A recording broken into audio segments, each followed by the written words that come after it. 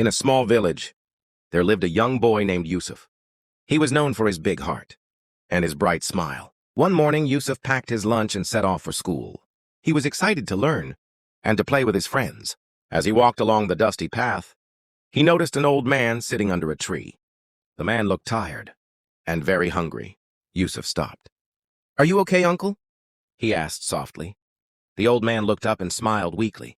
"I haven't eaten since yesterday," he whispered. Without thinking twice, Yusuf opened his lunchbox and placed it in the old man's hands. The man's eyes filled with tears. "You've given me hope today, son," he said, his voice trembling. Yusuf smiled. He remembered the teachings of Prophet Muhammad, peace be upon him, and he said, "The Prophet taught us to care for others." That evening, Yusuf walked home. His stomach was empty, but his heart felt full. At home, his mother asked, "Did you eat today, Yusuf?" He replied gently, "No, Mama, but today I fed someone who needed it more." His mother hugged him tightly. Tears filled her eyes. "You've made me proud, my son.